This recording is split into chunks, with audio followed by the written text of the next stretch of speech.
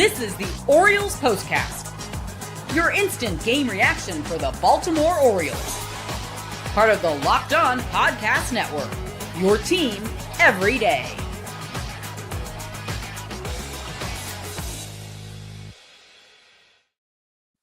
Good evening, everyone. It is Monday, June 16th, and this is the Locked On Orioles postcast. As always, my name is Luke Slaybaugh. I am the post-game host exclusively for Baltimore Orioles games this season. Tonight, we're talking about a 7-1 loss at the hands of the Tampa Bay Rays. First time these two teams have met all season long. It comes in the middle of June. As always, this show is streaming live on YouTube and available on demand wherever you get your podcasts for free. We're going to keep this one short tonight, as when the O's lose and they lose in embarrassing fashion, I try not to dwell on it too much. I've got a lot of thoughts, and we'll get into those. But I want to start talking about last night. The O's sweep Los Angeles. I take my dad out to dinner. I'm back home in Chesterfield, Missouri right now, where I grew up just outside of St. Louis. And after dinner, I go on my own. I peel out to the baseball fields where I used to play. Out in the Chesterfield Valley, a neighborhood that before it was incorporated was known as Gumbo Flats, because there used to not be a levee out there. Floodwaters would come all over, and the ground, the dirt, would resemble gumbo, its texture. And even you could make some sort of gravelly surface out of it if you mixed it the right way. And there's games going on 8 o'clock, 9 o'clock Sunday night. And with all the rain and storms that have been hitting, you see this water start to build up in the trenches and the gullies and the makeshift levee out there, and it gets kind of swampy. Start to see mosquitoes and other creatures of the night come out. I'm not just talking about Marilyn Manson. And I'm thinking to myself, this is exactly what the O's are going to play in tomorrow in Tampa Bay. For the first time, actually, they're not in St. Petersburg. They're outdoors in 70% humidity, actually far worse than Middle America, and in front of a crowd of 11,000 in some Mickey Mouse park. And man, did they ever let the elements get the best of them and let the Rays just pound on them. They beat the living daylights out of Zach Eflin, and that's what we're talking about. This is what you'll be talking about. Surprising even to me was just how quickly it all went down. Eflin got battered for a career-worst 12 hits allowed, in addition to 7 earned runs, but the game ends in 2 hours and 13 minutes. For context, we rely on USA Today's images on the wire to use for graphics in our shows, to use the thumbnail on YouTube, and we didn't even have anything. The game flew by so quickly, and it started very early and bottom of the first. You knew this thing was going south. The dimensions in this field, Steinbrenner Field, are supposed to mimic Yankee Stadium, but even still, the porches are brought in, and with the humidity and the carry and the crosswinds, you can understand how it would play as a hitter's park. Kind of like what happened in Sacramento. First off, the leadoff home run to Josh Lowe. Hanging breaking ball, Lowe's 4th of the season, 334 feet to right center field. So that's the kind of hang time we're carrying with. You just get under a ball, as we noted with, we'll note with Adley Rutschman's home run in the second block.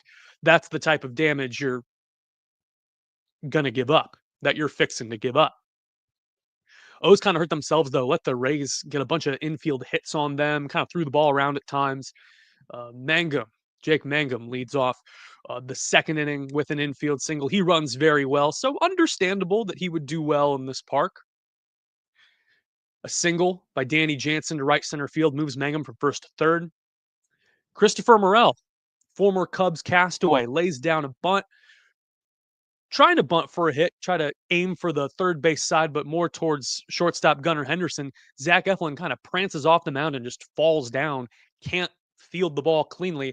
It's an infield single for Morel, and Mangum scores, making it 2-0. O's probably would have got torched in the inning, and it might still be going on if not for the heroics of first base umpire Bruce Dreckman. Josh Lowe, trying to differentiate between him and Brandon Lau, who hit back-to-back in this lineup because, of course, lays down a bunt to Ramon Urias at third base and most definitely beat this throw by at least a quarter of a step.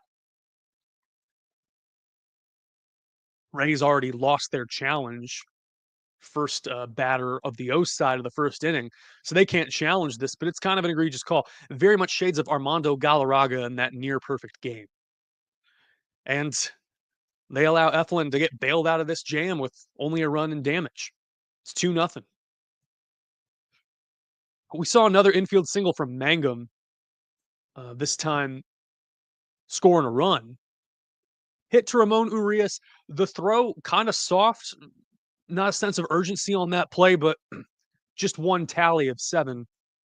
Still a 3-0 ball game. And now, when Adley Rutschman homers in the top half of the fourth, you need a shutdown inning from your starter. And Zach Eflin, with the trifling exception of Tomoyuki Sagano most of the time, is supposed to be locked down in these scenarios. He is not. He gets 2 groundouts, then walks Josh Lowe on a sweeper to the backstop, throwing error on the pickoff, moves Lowe into scoring position, and then Brandon Lau at the plate leaves a hanging changeup middle, 85 miles an hour, and annihilated. 426 to center field, made it 5-1. And whatever hopes you had at a shutdown inning or this team getting back in the game was gone. This really showed the gap in the competitiveness of these two teams. You got to have this one. You needed this one. This is a 4-game set, and it does not start in the most auspicious of ways. O's open this day, Monday, with 5.3 odds per Fangraphs to make the postseason. Some models more optimistic in the 8 to 10% range. And given the momentum and the sweep of LA, it seemed like this team was starting to find a stride. Not quite. It got even worse. Giving up 2 runs on 3 hits and 3 pitches in the bottom of the 5th. Single to Aranda, Jonathan Aranda, Junior Caminero with a double to left field, a sweeper at 80 miles an hour, middle, then a high curveball to Mangum was a double. Made it a 7-1 ball game and capped off a career worst 12 hits given up by Zach Eflin.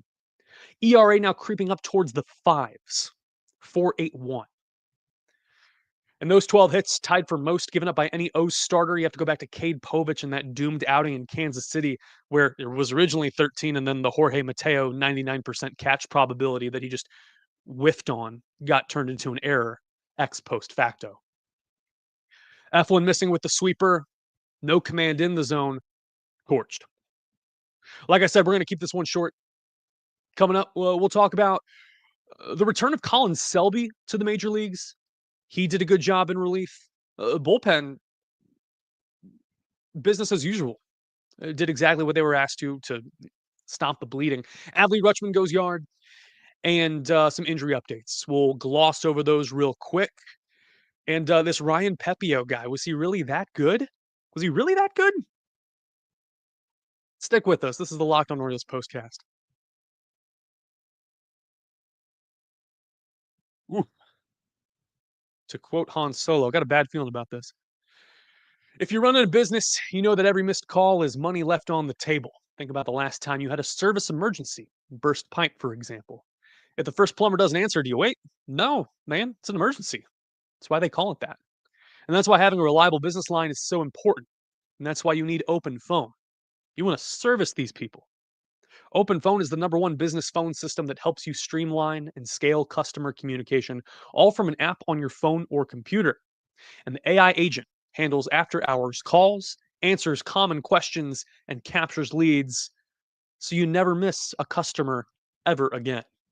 This is one of those things where AI won't replace you, but someone using OpenPhone just might. OpenPhone is offering Locked On Orioles listeners 20% off your first 6 months at openphone.com/lockedonmlb. It's all one word, openphone.com/lockedonmlb. And if you have existing numbers with another service, OpenPhone will port them over at no extra charge. OpenPhone, no missed calls, no missed customers. It's OpenPhone. Show is also brought to you by Supply House. I will be in the DMV tomorrow. This is the last show I'm doing in St. Louis for the time being. And I'm going to fix my washing machine with Supply House. It's the site made for the skilled trades, plumbing, HVAC, electrical. Supply House is the most reliable way to order products online. Website is super clean, super fresh, with an inventory of over 200,000 parts from 400 plus top brands. You're going to find exactly what you need delivered fast from coast to coast. For trade pros looking for an extra edge, their free Trade Master program offers exclusive perks like a dedicated phone line, free shipping, and discounts on every order. Thousands of skilled professionals are already taking advantage, and now it's your turn to take advantage of this expert support and industry-leading service. Join the Trade Master program today at supplyhouse.com/TM and start ordering plumbing, HVAC, and electrical supplies with just a few clicks. Plus, use the promo code SH5 for 5% off your first order. That's SH5 at supplyhouse.com.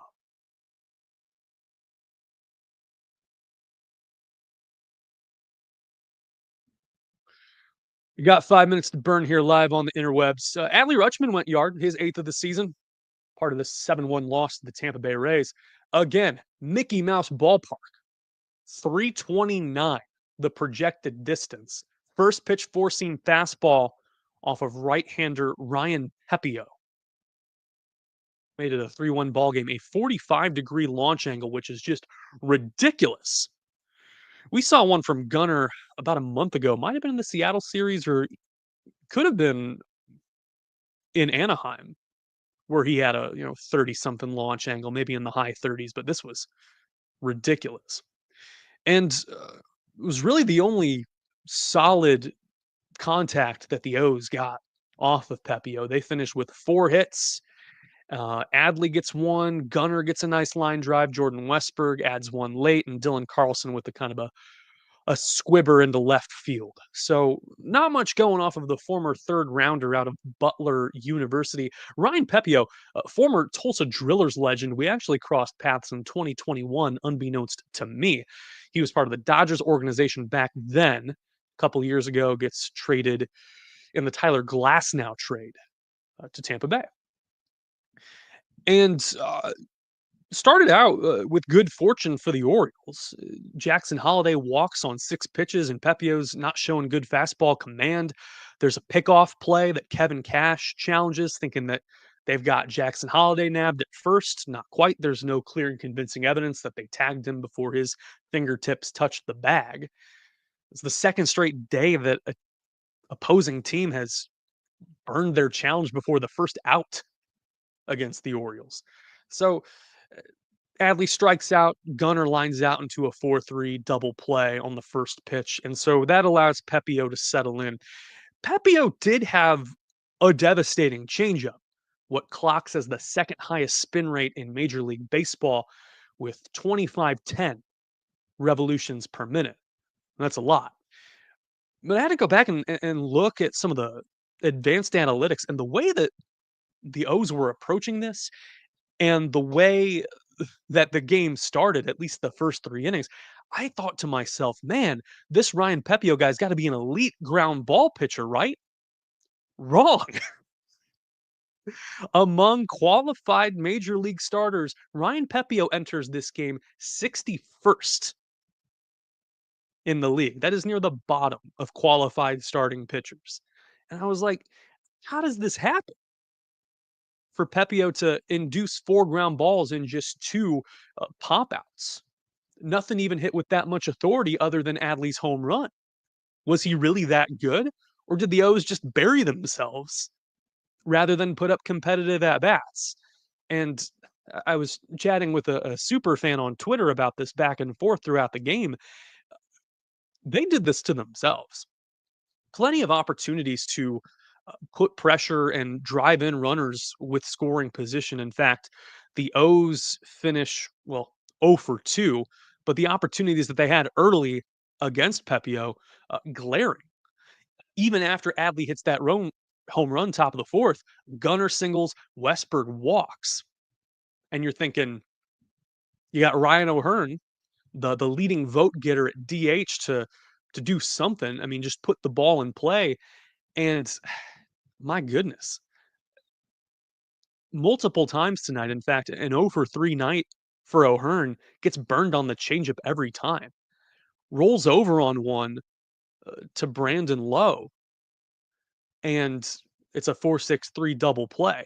But still, you're thinking, got a runner on third base, perhaps you can convert, and with 2 outs. Ramon Urias at the plate. He's already gone down on a high fastball. He strikes out on the exact same pitch. There seemed to be no in-game adjustment. And I mentioned O'Hearn gets burned by the changeup 3 different times. And after 3 innings, you have to think they're in this park with such these crooked dimensions, temperatures and conditions favoring the long ball. And before Adley went yard, my thought was, my goodness, they're going to do this. They're going to let the Rays tee off multiple times and not even come away with one. So that's really all I have to say about that. Maybe the most egregious offense was the top of the 7th. Westberg singles, gets a changeup low past the second baseman. Then O'Hearn, first pitch swinging when you're down by 6 runs, doinks a high changeup. Morel makes the grab. Maybe consider taking a pitch there. And then Urias, a 5-4-3 double play. A 6-pitch inning versus Cy Pepio. They did not seem interested in having serious at-bats here, or at least acknowledging, maybe make this guy work. The lack of changeup recognition, particularly by O'Hearn, was shades of Ryan Mountcastle. Did I rant too long? I did. We'll breeze through this. I know Connor Newcomb's going to have something in the morning. Cade Povich, left-hander, a day after going 3 2/3 scoreless and earning his first win at Camden Yards this season over the LA Angels, is put on the 15-day IL. Left hip inflammation, which means there's a roster spot. Right-hander Colin Selby gets the call, trying to add some juice to the bullpen. And this is not subtle at all. He was going to work tonight once Eflin got cooked after 5 innings.